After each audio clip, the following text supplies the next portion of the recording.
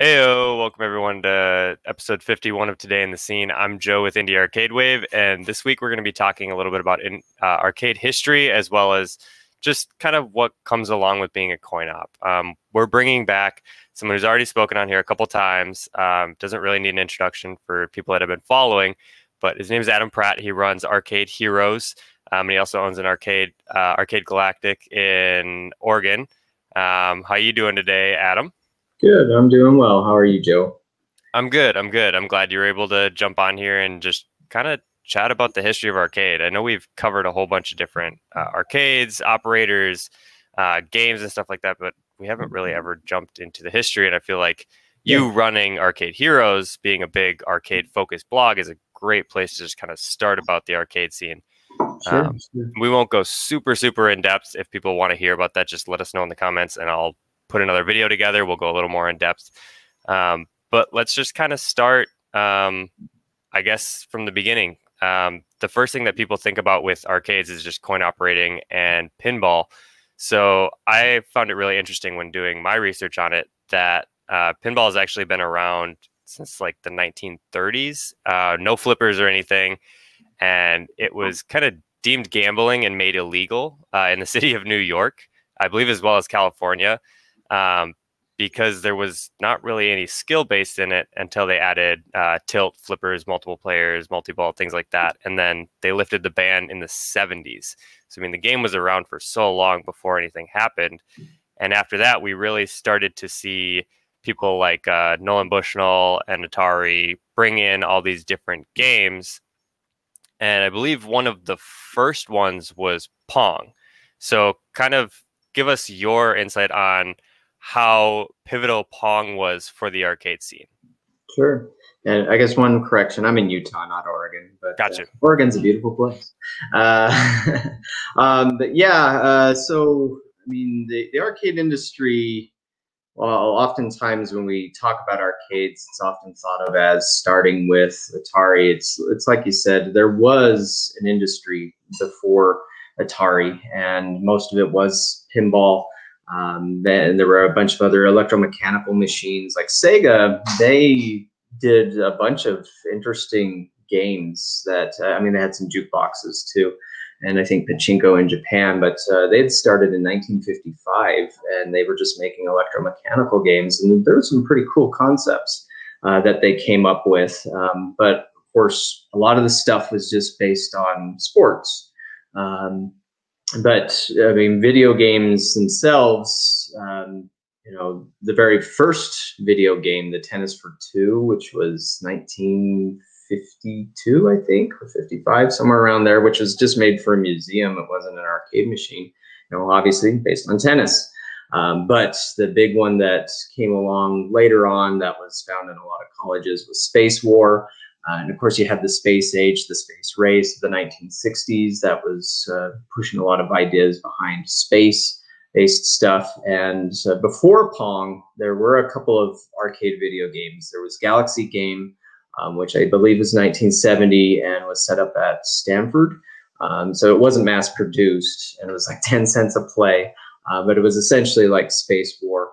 And then you had Computer Space, which is what Nolan Bushnell and Ted Dabney had developed when they were working for Nutting Associates. But it was a very basic rudimentary game.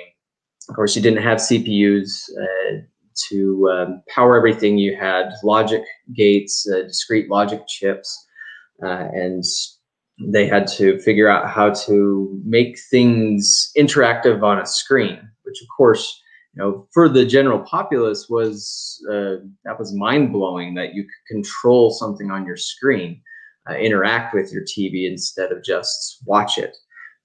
But you know, Computer Space, as interesting as it might have been, and it came with a very groovy fiberglass cabinet with those retro future, as we call it now, curves.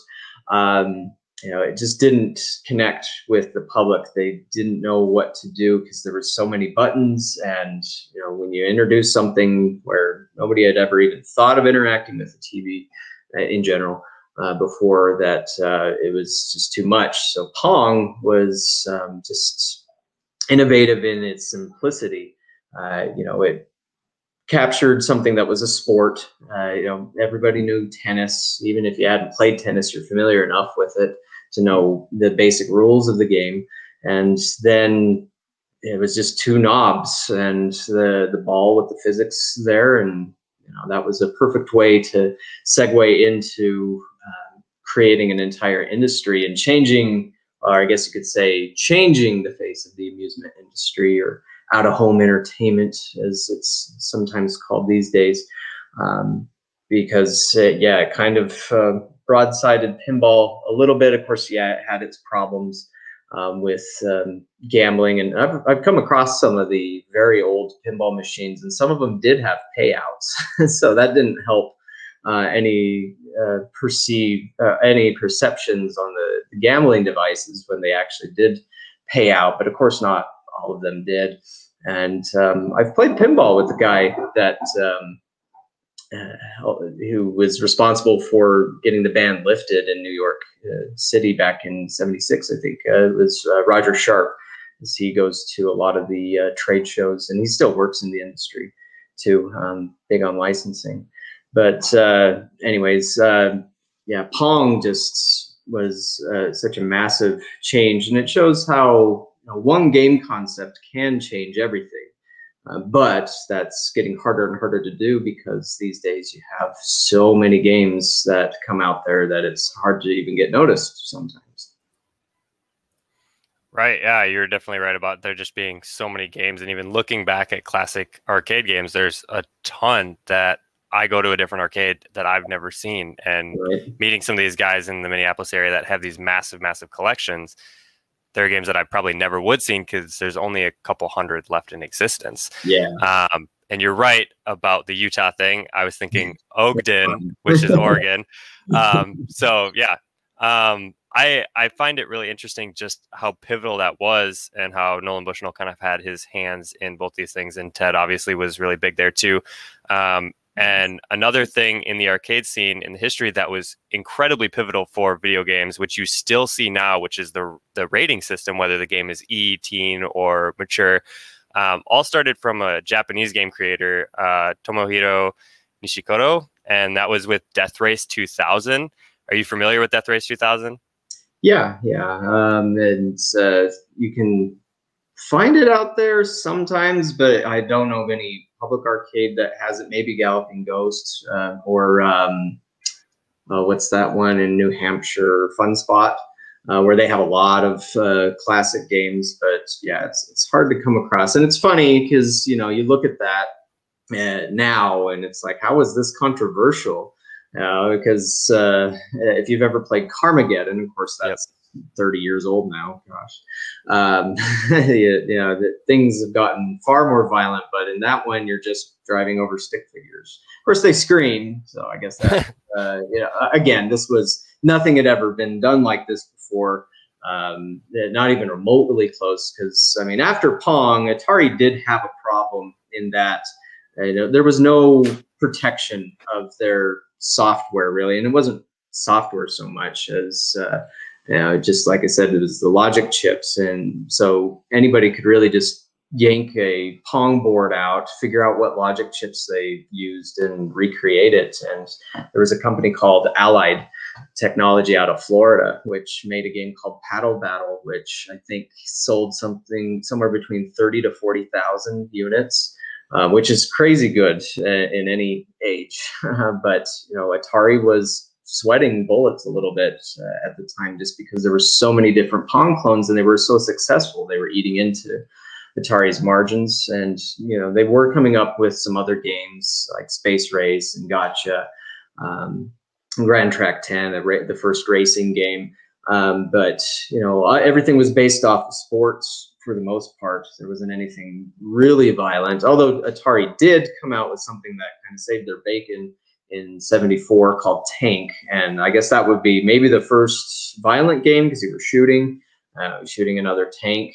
Of course, it didn't blow up, as I recall. I think there might have been mines, although I might be mixing up versions. There was a few different versions, but I know there was one version where you can drive over a mine and explode. But that was the first time you had you were controlling a vehicle, a war vehicle, and so somebody later was adapted into, well, what if we run over gremlins? They call them gremlins, not people, so to not upset people too much. But yeah, it did cause controversy, and the company that produced that in the States, Exidy, they later on came out with one of the most violent, gory games about 10 years later called Chiller, which is also hard to find. But that's a nasty one. Yeah. Yeah, it's still shocking to look at, because it's so it has dehumanizing violence. You know, you're in a torture chamber and you're blowing off limbs and stuff of people that are chained up and things. And it's just like, wow, I'm kind of surprised that they thought this was a good idea. But you know, maybe in comparison to something like the latest Mortal Kombat, it's still kind of plain and not as gory. Yeah. And I mean, speaking of Mortal Kombat, that is kind of the first time that it like really came to light to the public. And that's when like the whole violence of video games came back. And that idea has just been more with Grand Theft Auto, and it just keeps piling on over and over and over. I guess let's talk about another game created by Tomohiro, which was Space Invaders. This was regarded as, in some circles, the most successful arcade game ever created. It was one of the first ones to go like really super international. I remember when I was looking into it, there were dedicated arcades all around the world that solely had Space Invaders. I mean, they had 30, 40 machines lined up in their arcade. Tell me a little bit about what you know of the game and kind of how influential you think it was to the games that came later. Obviously, we had a little bit of a lull there where home consoles kind of started to take over the arcade and it came back. But what did Space Invaders do for the video game industry as a whole? Yeah, so I guess one thing to start with is that it created the very first video game myth comes from Space Invaders, as far as I know, and that's the myth that Japan had coin shortages. And apparently they didn't. Like, there's been some research done, and there's no evidence that there were actual coin shortages in 1978 or 79. And that was something that popped up in American media in 1982. So somebody just invented that and threw it out there in a game magazine or something for some reason. Marketing ploy. It makes you sell more cabinets. Everybody wants it, right? Right, exactly. Kind of like Sega, you know, saying we got 16 bits instead of Nintendo's 8, so that's buy ours. You know, it didn't actually, you know, bits don't mean anything for how a game looks, but you know, it worked for getting people to buy. But yeah, I mean, Space Invaders, because Space Invaders was, in a way, the evolution of Breakout. As Breakout was a really big, influential game that Atari had made. And of course, that one has Steve Jobs and Steve Wozniak attached to it as well in that history. But, you know, it was very influential. And Taito really liked Breakout because they, not just Arkanoid, but there's a few other games that they released in the 70s and very early 80s that were essentially Breakout clones, like Zun Zun Block. But in a way, you look at Space Invaders, and it is similar to Breakout in that you have rows of something that you're kind of shooting. Well, I mean, in Space Invaders, you're shooting it. In Breakout, you're kind of shooting it. You know, and obviously that's a Pong variation. But you know, prior to Space Invaders, most of the games of what's called the Bronze Age of the 70s, they were time-based. And so you would put your coin in, and then the timer would start. And if it was a racing game, you would race as far as you could go before the timer ran out. Or you would play a shooting game like Starship One by Atari, and you would just shoot as many of the enemies as you could, getting as high a score as you can before the timer ran out. And so Space Invaders didn't have the timer, it had lives. And so that was a huge innovation. Plus the animations and the characters, it really gave it showed that games could have real character to them, as most, not all, but most of the games up to this point had just been, you know, blocks, squares, stick figures at most, with a very little animation to them. But when you play Space Invaders, it's like there's a personality behind it, and that's just something that a lot of games from the 70s didn't have. And of course, that you can trace how that's influenced video games in so many different ways. In a way that's what influenced Pac-Man, and or you look at pretty much any very successful game, and the game has a personality about it that draws people to it. And so Space Invaders really, I think, established that, plus the whole idea of lives, which, funny enough, I've observed some people in recent times at either in my arcades playing, and they oftentimes don't get the concept of lives, because in modern console gaming that doesn't really exist I mean, it still does, but there's a lot of games where it's more narrative progression based, and you never run out of lives. You just go back to your last checkpoint or last save or anything like that. Or it's so generous with lives. Like, I know when I've played the more recent Super Mario games, I'm kind of like, why do they even have lives? Because it just gives you so many. It's almost there's no real danger of ever truly running out. But that what Space Invaders did there just changed arcade games, and it pushed other designers to come up with other things too. And oftentimes it just had to be one simple thing. It didn't have to be like a wholly new game design. It just had to be some new innovation, like Exidy with I think it was Starfire. Had the very first high score table. It might have been Fire 1. I can't remember exactly, but it was an Exidy game, and introduced leaderboards, or high score tables as we used to call them, and putting in your initials or saving your initials as well was a big deal, because that way it gave you bragging rights if you put your initials at the top of the screen. And just little things like that would keep accumulating throughout the golden age as we know it. And of course, when is the golden age? It's up to everybody else. To me, it's 1976 to 86, 76 with Breakout, and then 86 is where JAMA came out, and things kind of started to really change there. But yeah, I mean, let's talk about the period in between there, kind of between the Bronze and the Gold Age, where the home console kind of took over.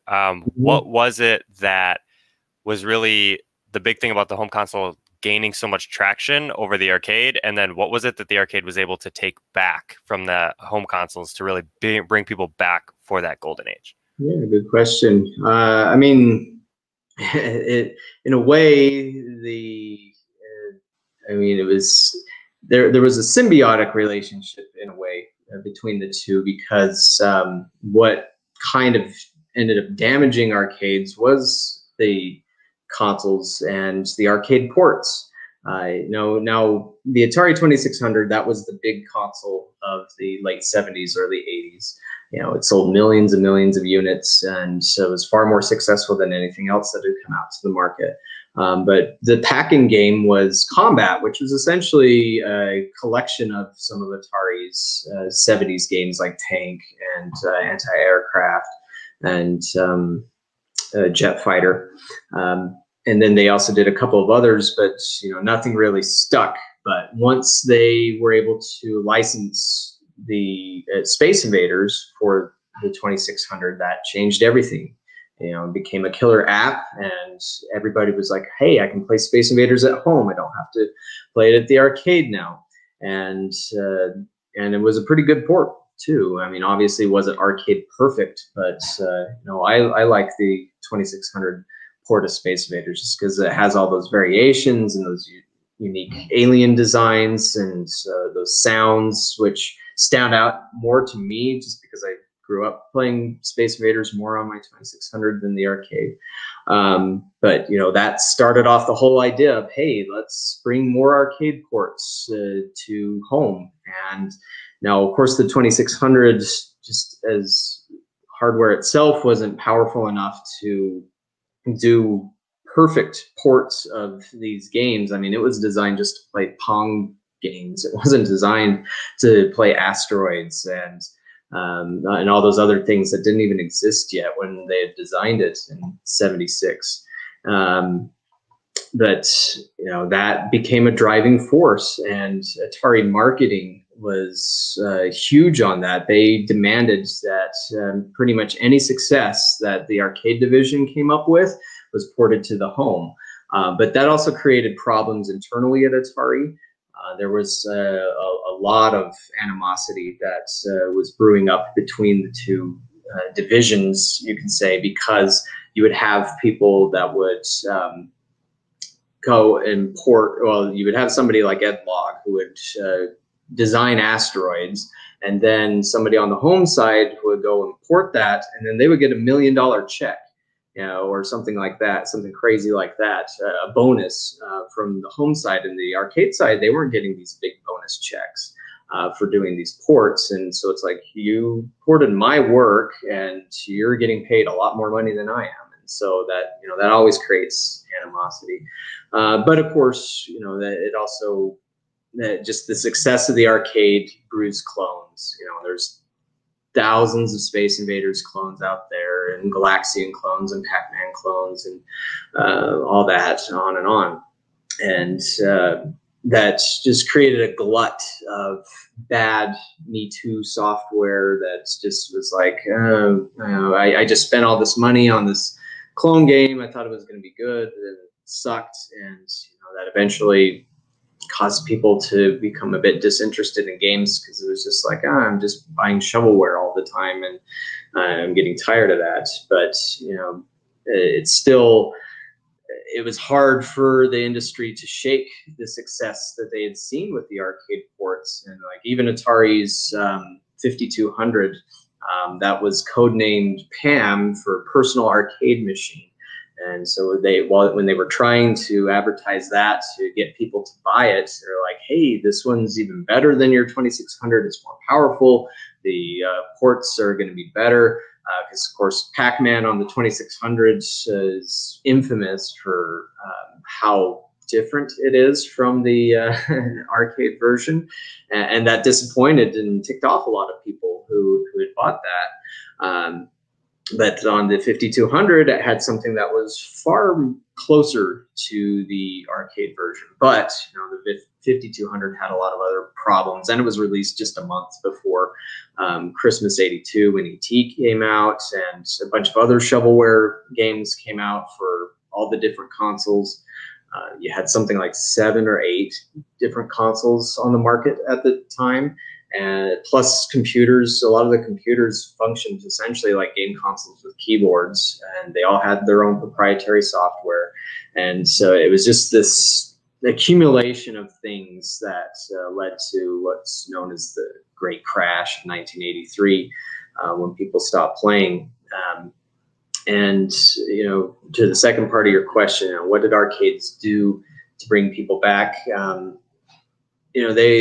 They were still doing what they could to show that they had the power.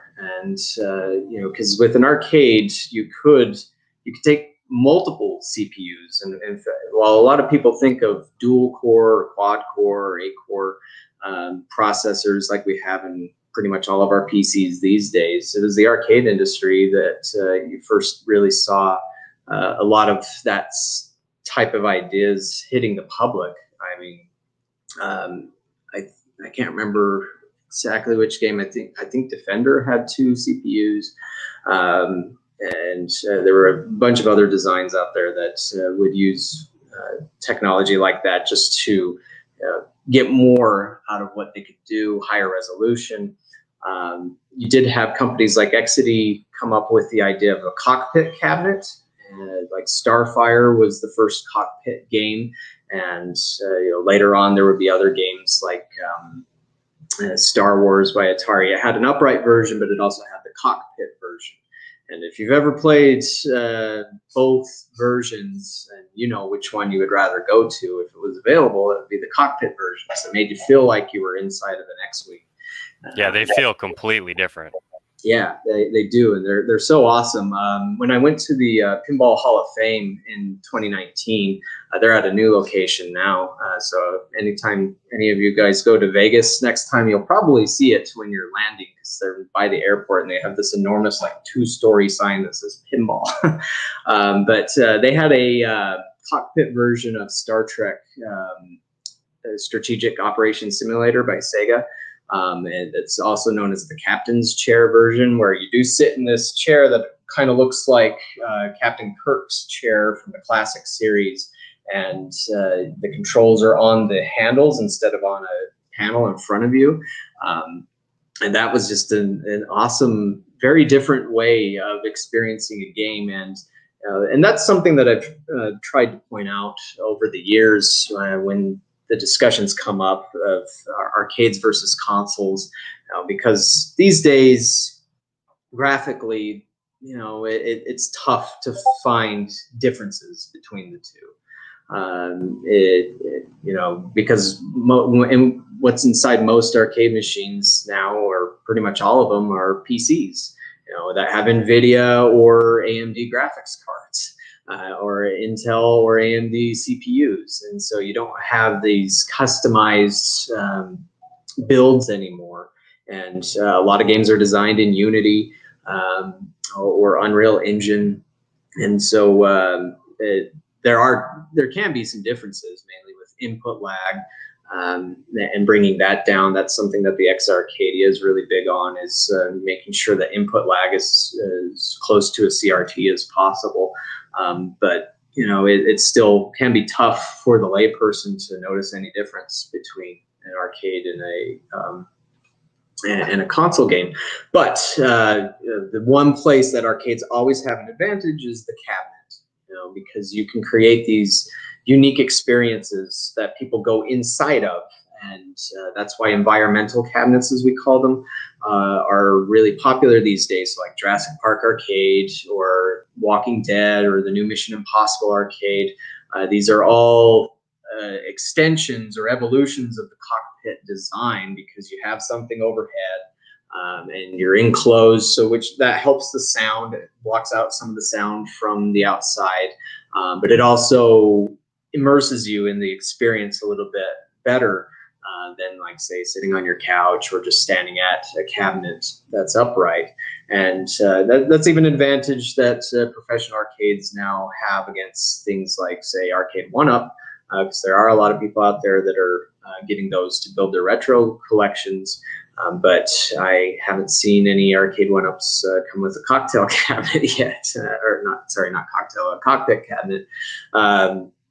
And so that's one of the ways that the arcade industry did work at trying to bring people back. Another thing that they did in '83, '84 was kits and grabbing kits, because one problem the industry had was you had all these cabinets out there, and all these operators had just bought cabinets, or we call them dedicated cabinets, and it was just a sea of wood. And so you just wanted to, you didn't want to have to buy a brand new machine that would be a few $1,000s at the time. It was a lot more economical to get a kit and just replace the circuitry inside, change the wiring, maybe change the control panel and the artwork, and you didn't have to get rid of the cabinets. You just had a brand new game. And that actually was very influential in the business, and it allowed companies to produce more content for the arcade business as well. And that's also when the Japanese amusement industry really started gaining a foothold in the States, as well as on consoles, as since the American side, the American companies like Atari and Midway and Exidy and all that had lost millions and millions of dollars, that they weren't in the best spots to be making stuff like they used to. So where there was that void, the different Japanese companies like Taito, Sega, Konami, Capcom came in and filled that void. That was a really long way of answering that question. I think it was answered well. I mean, you gave us a lot of detail as to, even up to like now, what they're doing to really still capture you and fully immerse you in the atmosphere. You're so right with those cockpit cabinets. Like when you step into one, everything else goes away. Like the audio goes away, you hear the music, you see the screen, you've got fans often. So you've got pretty much all five senses going at the same time, focused on this one game. And that's really, really immersive to keep you in the game and make you want to continue playing. I guess the next spot really would be the Golden Age. We've got pretty much what's left is like the Golden Age, the fighting community comes out, and then kind of where we are now. So talk a little bit about the Golden Age and some of the most influential games there. And I mean, maybe even like your favorite games from the Golden Age, because that is really what so many people think of as like the peak of the arcade scene. Sure. And for you, what years would you consider the Golden Age to be? Because it always seems to be different per person. So I'm just let's go off your Golden Age, because you know quite a bit more about the arcade than I do. I was not even really alive during the Golden Age. Yeah, I wasn't either. I was born, I think, at what you would call the height of it. And so a lot of this is just living through reading others' history and things like that. You know, I mean, for me, my first arcade experience was in the 80s, but I was like 6, maybe 7, somewhere 88, 89, somewhere around there. And but, you know, it was a pretty, I can still remember what it was like. Now, granted, sometimes memory is faulty, and you romanticize things over the years, and it may not be exactly the same as you remember it, or reality isn't the same as what you remember. But I mean, what I remember, I went into an arcade called the 49th Street Galleria. And it was what we these days call an FEC, a family entertainment center. So they had all these different attractions: mini golf and go-karts, or I think they had go-karts, a bowling, and an arcade. But you know, where this was the 80s, they had a totally 80s arcade, and it was very dark. I think there were black lights, were the only overhead lights. Otherwise, all the lighting was from the games themselves. And I think I remember playing Atari Warriors. I only got like a few tokens. I was there for a birthday party, my friend's birthday party. And for some reason, they only gave us like $1 or something really small to go and play with, which was nothing when you had this sea of awesome video games all around you. But I remember after spending my coins, I came across discs of Tron. Now, I had never heard of Tron, so I didn't know what it was, but something about that really mesmerized me and drew me in, just because it looked so amazing. I'd never seen anything like it. You know, at home, it was, you know, either the Atari 2600 or all my friends had the NES. But I mean, all those games just blew my mind because they just looked so much better. They had different controls, and they were these, you know, statues of gaming that were just almost surreal. But you know, over the years, I've been able to catch up, and I've owned plenty of games from those eras. The oldest that I've owned and I still own is Space Invaders, although it does, right now I need to get it fixed. It's got a RAM problem, so it caused a bunch of gibberish on the screen. But you know, that's still fun. And what I like about a real Space Invaders cabinet is how they used, this was another advantage that arcades could do, is, you know, playing tricks with the screen.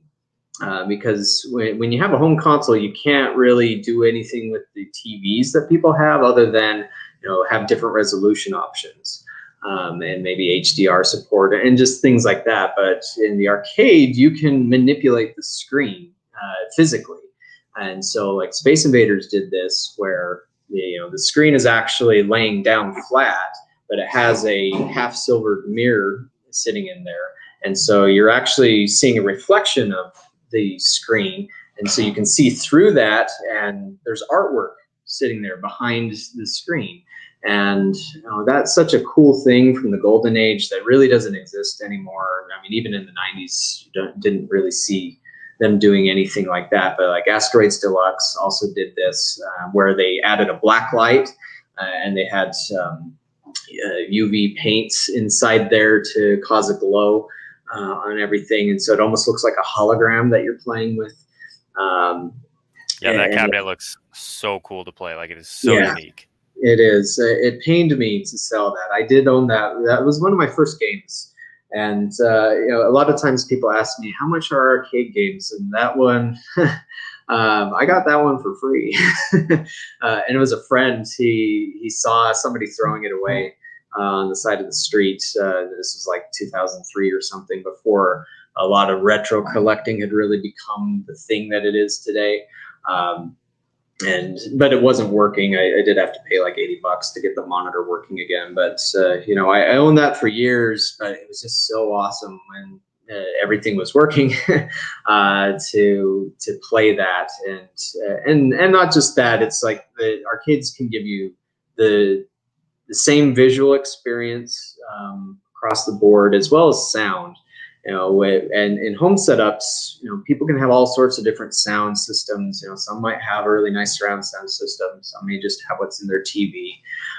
But in the arcade, you can put something in there that everybody will be able to experience when they approach that cabinet. And so that uniform way of designing a cabinet is able to create that memory. But anyways, yeah, I mean, for some of the games, I mean, it's so easy to throw out pretty much any name and everybody recognizes it. Pac-Man, Galaga, Defender, Battlezone, Asteroid, Centipede. Any of those games, just you can talk for hours about how much influence each one of those games have had, maybe on each other or on other games through the years. And just how, or Donkey Kong. I can't. I know if I miss some big name game out there, somebody might complain. But I guess for me, my favorites probably would be maybe Battlezone, which I used to own too. And that also paid me to sell that. But it's tough in modern times for the vector cabinets to keep those going in an arcade when they're on for 12 hours a day. And so that was the problem I was having with like Battlezone and Asteroids Deluxe, was they just kept failing, but they made almost nothing. They only got played like 6 to 8 times a week. But when they would fail, the parts for them would cost $100 a pop, and more than what the machines would make over an entire year. So I was one of the very few people that laughed when on Wreck-It Ralph 2, when that was actually the whole plot of the movie, was that when the owner of the arcade said, well, if I get this part on eBay, it costs more than this game makes over the course of a year. And it's like, oh gosh, I've said that. And it sucks, when it comes to retro games in that regard. But it's, kind of the reality. Right. Yeah. I mean, I guess now thinking back to that, that is pretty funny. I was watching that on the way back from Vegas, where I ran into you at, it was AMA or something like that. Yeah. And that was actually the on-flight movie that they had with Delta. That's funny that ends up coming back full circle. Right. So, I mean, we talked about pretty much everything up to the golden age. And then you mentioned it earlier with ET, just pumping out games from Atari that were unfinished and not really the quality that people wanted. And I think ET is like the most infamous by far, just knowing about like landfills full of ET cartridges that nobody wanted because the game was so bad. And then we move into the golden age, and it quiets down a little bit at some point, and then fighting games come in. I guess I should say, add a couple of things. Like on ET, that's often thought of as the worst game of all time, but I should say it's not. It got a bad rap. There was an EGM, Electronic Gaming Monthly writer, I think it was Sean Baby, who, when the internet was very early, he wrote something about that. It was the worst game of all time, and it sucks. Don't get me wrong, it's not that great, but the worst game of all time. No, for its faults, it actually did some pretty amazing things, and you also have to give it some slack for being designed in like 5 weeks, which is just crazy. Yeah, the team was super rushed. Yeah, and that wasn't the fault of the programmer, Howard Scott Warshaw. That was the fault of Atari and the manager. I don't think it was Ray Kassar. I can't remember who it was, or no, it was the head of Warner. He wasn't even in charge. He owned Atari technically, but his main thing was movies and stuff and running all of the different Warner divisions. But he was the one that promised Spielberg, it's like, yeah, we'll give you $20 million to get E.T. And this was just a few weeks before Christmas production had to hit. But like Superman 64, yep, I think is far that one's up there too. Yep. And of course there's other games that don't have the hype behind them, like Where's Waldo on the NES or Dark Adventure, I think it was called. And also on the 2600, I came across this bizarrely boring game once that I think it's called Disaster, or it's plate spinning, and it was just the dumbest thing ever. And it's like, I'd rather play E.T. over this any day. But I guess I say this also as a kid. When I was a kid, before I visited an arcade, I didn't even know a lot of the games existed in arcades first, like Zaxxon, Pac-Man, Space Invaders, Asteroids, all that stuff. I thought they were originals on the Atari. And I remember having E.T. and playing it. And now, granted, this was years after the movie had come out and after the hype and everything. And I figured out how to beat the game, and I actually played it more than once. And I didn't feel like I needed to take it back. I mean, it wasn't my favorite game in the collection by any means, but it wasn't that bad. Anyways, that was indicative of a bigger problem of lack of quality control and lack of listening to consumers and trying to find things that kept them interested and kept them coming back to arcades.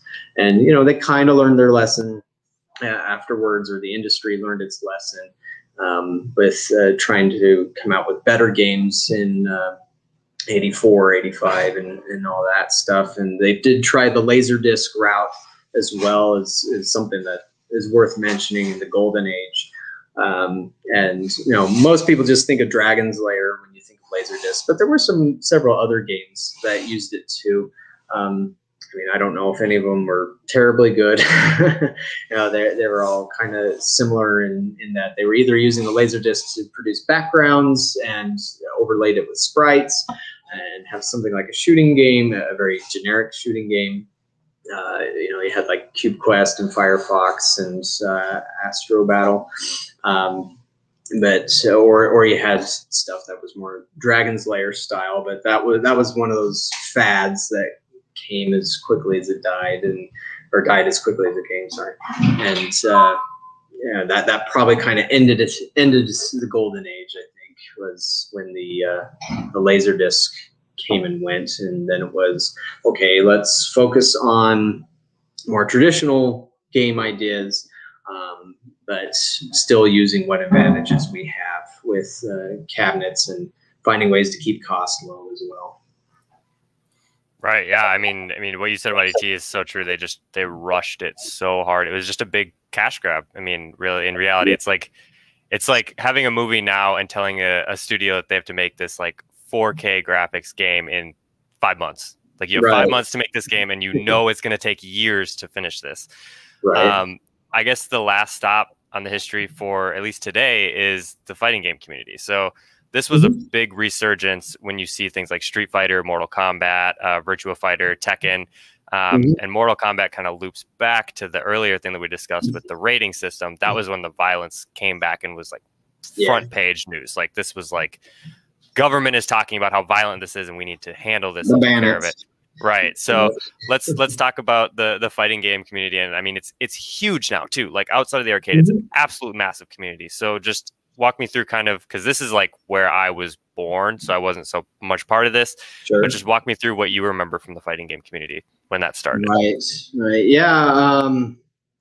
I mean, it's hard to remember at this point because I was a kid as well. And, but like, I remember the first time coming across Street Fighter 2 was in an ice cream parlor, and they still exist. We still go to them every once in a while. They have great ice cream, Leatherby's. You guys can send me a check later, but they used to have games in their room, just one or two. But I remember, I think my dad took me there. We just went to go pick something up, and I saw the machine there, and I begged him for a quarter, and he was good enough to let me have one. And so I went and played, and I can actually remember I played with Blanca.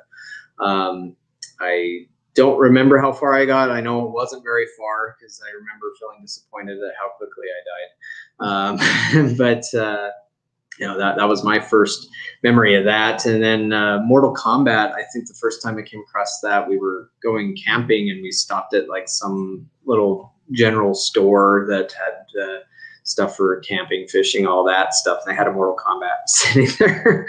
It's definitely a surprising place to find Mortal Kombat. Yeah, and that's another interesting thing about arcades too, is, you know, they can really show up anywhere. Anywhere where there's a little spot that's being unused in a store, you know, you can put one there. And so there's always potential. But of course, that's becoming harder and harder the bigger and more expensive these games get. It's you know, you're not going to find Mission Impossible at a truck stop or some general store, because that thing's like 10 feet wide, or like Halo Fire Team Raven. But yeah, I remember. For me, in elementary school, everybody was talking about Super Mario Brothers for years, and Zelda and Metroid, that sort of stuff on the NES. But things seemed to quiet down for a while when all of a sudden people started talking about fighting games. Now, of course, fighting games did exist before Street Fighter 2. Obviously, 2, you know, it's a sequel. And I do remember coming across an original Street Fighter once, but it was like, this was like 99 when I came across it. And that's where I was like, oh, this is what it is. Finally, I always wondered what the first one was like. And, you know, it's obviously not quite as good as 2 was. But even in the 70s, there was Sega had a boxing game, which could kind of be considered the first one-on-one fighting game. Or there was Warrior by Vector Beam, which is an overhead fighting, sort of two knights fighting each other game. But, you know, it was Street Fighter 2 that really set the standard, because it wasn't just two people fighting. Or I should also say, in 1984, one thing that the arcade industry discovered that people really were into for a time were karate games. And I don't know if this is because of the Karate Kid, or maybe it was the karate games came first and the Karate Kids just played off that popularity. But martial arts had a thing in the 80s. And, you know, that's where you had your Kung Fu movies and all that in the 70s and in the 80s. As well as ninja stuff, ninja movies and media. But when video games started to capture that, I think that's what planted the seeds for what became Street Fighter and Mortal Kombat and all that, as you had games like Kung Fu Master and Karate Champ. And you had Shinobi on the ninja side, and of course at the end of the 80s, Ninja Turtles. But, you know, all this stuff was kind of building up to creating what became the fighting game. And, you know, it really was a brilliant idea, brilliant design for Capcom to take it the way that they had, because, you know, most of these games beforehand were more realistic martial arts sort of stuff, you know, your punches and your kicks and stuff like that. But nothing had the hidden depth of it in it like Street Fighter 2 had, with all the moves and combos and things like that. And of course, it also had the unique characters, you know, because like in Karate Champ, it's just two guys and gis, you know, nothing really special. Or Shinobi, you know, just a ninja cop guy, I think. But, you know, Street Fighter had all these interesting, unique characters, and they had stories, and there was banter and all that stuff. And that played into the arcades. And, you know, arcades had huge lines of people waiting to play these games. But it wasn't just the lines; it was the camaraderie that existed. That is either showing off, showing your skills, showing that you were the best. There's the whole thing, I got next, that is popularly known as well. But other people, top players teaching newer players or weaker players how to pull off moves, and that was something great about Mortal Kombat. Is while it gets a lot of attention for its violence and the digitized sprites, although it wasn't the first to do that. Narc did that with violence and digitized sprites, but it wasn't a fighting game. Or Pit Fighter had digitized sprites too. But Mortal Kombat had the move sets, and you wanted to see what kind of violent things you could do. But then it had the fatalities, and and that drove a lot of people to want to learn how to do the fatalities. And a lot of times in the arcade, you would get people wanting to know, teaching each other, because we didn't have the internet, and you had game magazines. That was basically the best way to find out things like what these secret codes were, or any other special stuff to discover in there. And that it just drove this camaraderie. And that's where I think the fighting game community these days, these are the fruits of that camaraderie. That started in the 90s, was that just, it was a competitive atmosphere, but it was a friendly competitive atmosphere. And one of the most popular things that I've ever had in my arcade was Super Street Fighter 4 Arcade Edition, which I had for about a month and a half before it came out on consoles.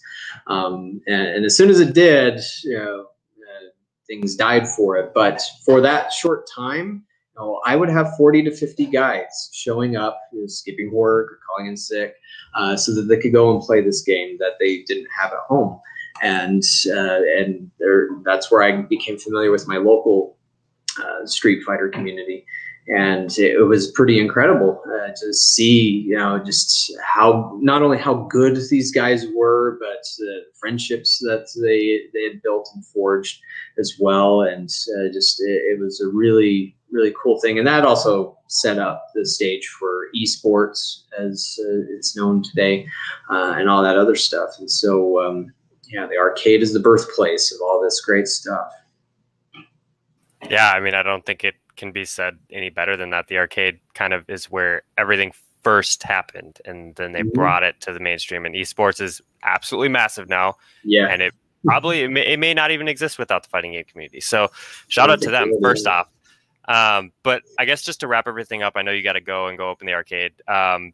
Give us shout outs for your social media so that people can find you, whether it be the arcade or it be Arcade Heroes. Sure, thanks. So for the arcade itself, it's Arcade Galactic. And we have 2 locations, one in Ogden, one in West Valley City. West Valley is our original one. And actually this week, I just celebrated 13 years being open. And so I'm very happy to have survived the pandemic and to have 2 locations on top of that. Of course, granted, things haven't been going too well at the Ogden location, the newer one. So I am contemplating that I may have to close that down after the summer's over, but we'll see. Hopefully this summer it will pick up enough to keep going. And so I'm going to go down fighting in that regard. But website's arcadegalactic.com. And both sites have their own Instagram and Facebook pages. For Twitter, also Arcade Galactic just covers both. For Arcade Heroes, arcadeheroes.com. So I'm on YouTube, which is probably where I have the largest following, just over 9,000 subscribers there. And so I'll post links to stories on arcadeheroes.com, as well as do some live streams and other videos. And of course, I'm on pretty much every social media site out there, including some of the smaller, newer, minor ones like Minds, but like Facebook, Twitter, of course, Instagram, although I'll admit I don't update Instagram as much on the Arcade Heroes side, just because I can't do hyperlinks. But just search for Arcade Heroes or Arcade Galactic and you'll find me. Awesome. Well, congratulations on 13 years. That's big. And thanks for coming on. I definitely appreciate you coming back on here, Adam, and just talking about the arcade scene in general. It's nice to like lay down the foundation and let everybody know kind of where it came from. So that wraps it up for today. And until next time, peace. Thank you.